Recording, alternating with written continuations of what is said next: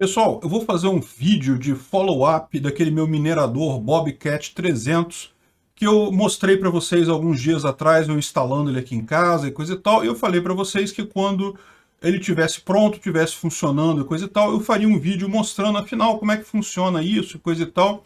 E só que tem um problema. Se eu mostrar isso no meu roteador propriamente, eu vou estar entregando a minha posição geográfica aqui no mapa, o que não é uma coisa muito recomendável de se fazer, né?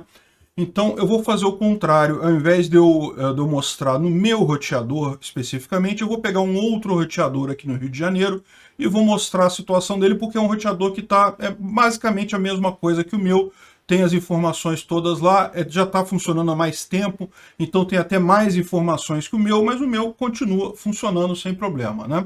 Então, se você entrar nesse site aqui, explorer.helium.com, ele vai mostrar para você a rede de todas as antenas, de todos os roteadores LoRa dessa rede mesh, que é a Helium, né?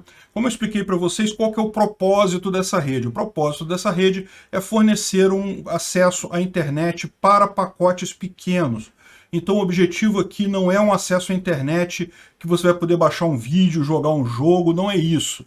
É um acesso pequeno para você mandar pequenos pacotes de dados. Isso é tipicamente usado por dispositivos IoT, Internet of Things, né, que são pequenos pacotinhos e eles conseguem usar essa rede para transmitir esses dados. E tem uma cobertura muito boa. Você pode ver nos Estados Unidos já tem uma cobertura muito bacana, na Europa também. No resto do mundo está crescendo. Justamente a ideia aqui é você ter uma recompensa por você fornecer essa cobertura, né? Então eu vou pegar, eu botei minha figura aqui à direita nesse caso, justamente porque boa parte da informação a gente vai mostrar aqui à esquerda, né? Então se eu ficasse com a cara lá ia atrapalhar.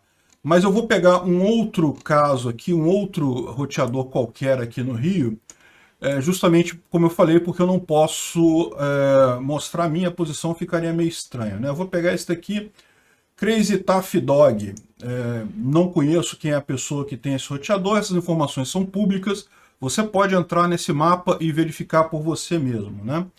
Então, ok, ele está realmente com uma boa, com uma coisa muito parecida com o meu roteador, inclusive, está conectado já há algum tempo, e aqui você pode ver uma série de coisas, né? Primeiro que ele ganhou 0.069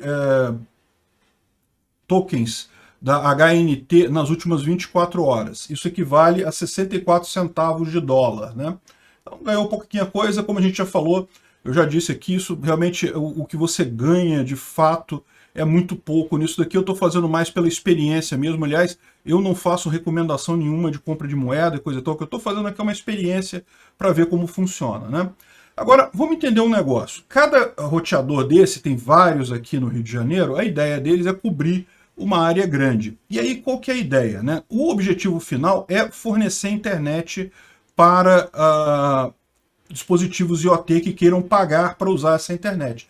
E, de fato, se você olhar aqui ó, na atividade desse roteador, por um acaso, ele tem vários itens aqui sobre quais as atividades que ele fez nos últimos dias, né? Se eu for aqui em dados, você vai ver que, olha só, ele de fato foi usado aqui, ele está sendo usado realmente como um roteador da internet. Então aqui, ó, transferiu pacotes, 4 pacotes, um total de 192 bytes, transferiu um pacote de 48 bytes e coisa e tal. Então repara que deve ter algum dispositivo IoT próximo a ele, alguém usando isso daí, que está usando ele como é a ideia da rede mesmo, está usando para transmitir dados. Essa pessoa, esse dispositivo que está usando isso, ele paga alguma coisa por isso daí e é o que remunera toda a rede. Por enquanto está pagando muito pouquinho, porque a ideia justamente é que ainda é uma rede muito no começo da história, né? Mas a gente entende que a Internet of Things, né, a IoT, tende só a crescer no futuro, cada vez mais vai precisar desse tipo de coisa, dispositivos como carros que dirigem sozinhos, esse tipo de coisa, eles precisam entrar em contato com a internet, então essa disponibilidade aberta é muito importante, permite usar em vários locais aqui, onde está essa coisa verde aqui, é porque já tem a disponibilidade no Rio de Janeiro, né? Na verdade até mais, porque se você vê aqui, esse dispositivo aqui, ele se comunicou com vários outros dispositivos a uma distância muito grande. Ele está cobrindo mesmo uma área muito grande aqui, muito maior do que o hexágono em que ele está instalado, né? Mas daí tem a outra questão, como é que a rede remunera as antenas? Como é que eu sou remunerado por ter uma antena aqui? A primeira coisa que a rede tem que fazer é garantir que você está fazendo de verdade, que você não está mentindo sobre a sua antena. Em tese, você poderia comprar 50 antenas, dizer que cada uma delas está num lugar, então você estaria cobrindo uma área enorme, mas elas estão todas no porão da sua casa e, na verdade, não estão fazendo serviço nenhum disso daqui. Como é que ela garante que você está, de fato, com uma antena funcionando e gerando cobertura, né? Bom, eles fazem um esquema de beacons. Como é que é isso daí? Um beacon é o seguinte, de tempos em tempos, um roteador desafia o outro. Então, um roteador qualquer faz uma challenge, ou seja, ele aponta para um outro roteador qualquer no mundo e fala, olha só, eu desafio você a provar que você existe, você está nesse lugar mesmo. E aí, esse roteador que é desafiado, digamos assim, ele emite um broadcast beacon. Então ele lançou um beacon aberto, ele jogou um beacon, lançou uma mensagem para todo mundo, de forma que todos os outros roteadores que estivessem perto respondessem. E de fato aqui, ó, ele foi lá e foi testemunhado por 14 testemunhas, tá vendo? Ele jogou um beacon aqui e foi testemunhado por 14 testemunhas. Outros 14 roteadores disseram, ok, esse cara existe, ele lançou um aviso, eu recebi o aviso dele. E daí ele fica com essa validade, né? Ou seja, isso valida que ele é um dispositivo que está funcionando e coisa e tal.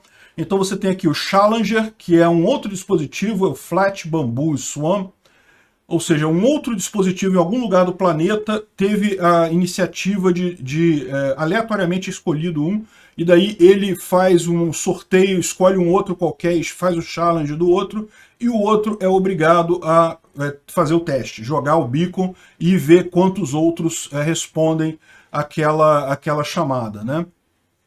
Então esse daqui é um caso de validade, e aí o que acontece? No final das contas, ele recebe uma recompensa por isso, por provar que ele existe, né? Então, ele recebeu aqui logo depois uma recompensa de mineração, 0.061.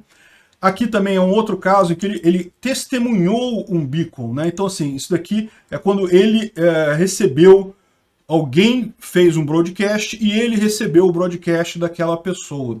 Então, assim como cada um desses faz essa chamada e os outros respondem, você garante que eles existem de verdade, que eles estão naquela área. Se um deles não responder para os outros, você pode estar guardado no porão de alguém, não está funcionando, não está disponível para transmitir dados, né? Então é importante entender como é que funciona isso. Você tem os dados, que isso aqui é o objetivo final do sistema. Em tese é esse, é fornecer uma internet baratinha para pacotes pequenos com um alcance muito grande. Aqui no Rio já é usado por várias coisas.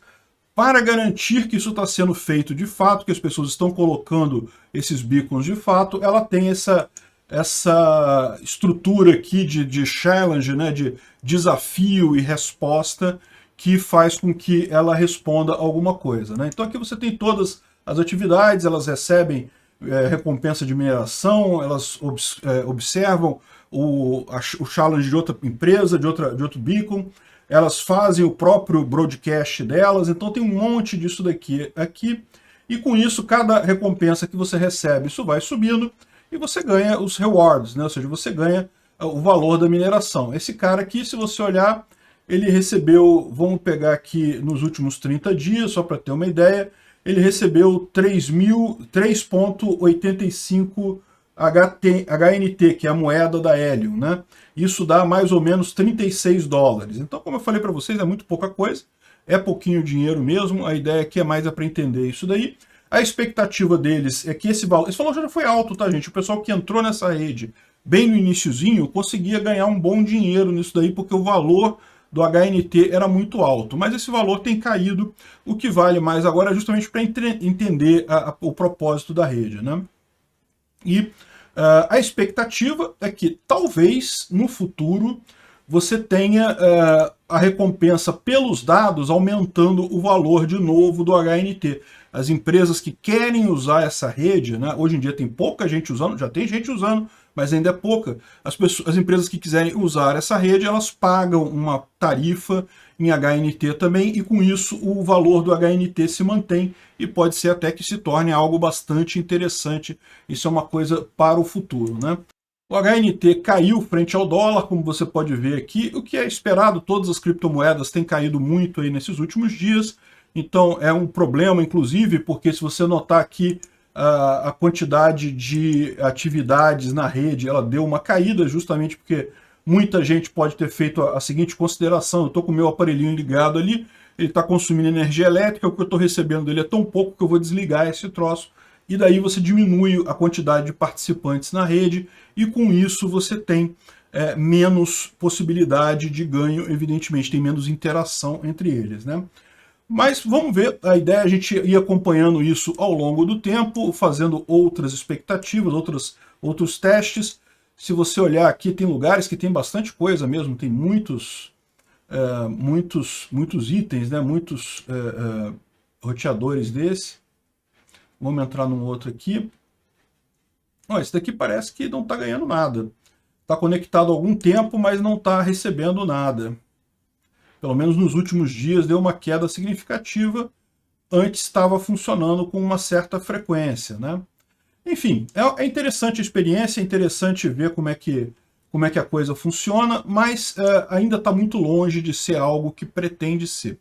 É uma das principais inovações da tal Web3, né, que é a grande proposta que o pessoal está falando aí, de web totalmente descentralizada. É uma possibilidade de você descentralizar totalmente o apoio à internet. Inclusive, existem já algumas roteadores desse tipo que são 5G, ou seja, na verdade você pode ter uma internet 5G nesse mesmo esquema que você tem hoje, o LoRa. Lembra, o LoRa ele é para uma longa distância, pequeno tamanho de pacote. É o que funciona bem. A perspectiva é que talvez você tenha isso também no 5G. 5G é o contrário. É uma quantidade grande de dados, porém tem que estar relativamente perto. Precisaria de uma cobertura muito maior do que você tem hoje em termos de antenas, né? Se isso vai funcionar, se vai acontecer mesmo, vamos ver. Mas não deixa de ser interessante a tecnologia. Se chegou até aqui e gostou do conteúdo, clique no like e se inscreva no canal. Isso me ajuda a ganhar relevância no YouTube e levar o tema da segurança no desenvolvimento de software a mais pessoas. Obrigado. Considere também clicar no sininho e pedir para ser notificado dos novos vídeos. Caso queira sugerir uma notícia para falarmos aqui, é só ir no nosso site https://safesource.com, safesrc.com, e clicar em sugerir uma pauta, colocar o link da notícia ali. Agradeço a todos que nos ajudam a fazer esse programa.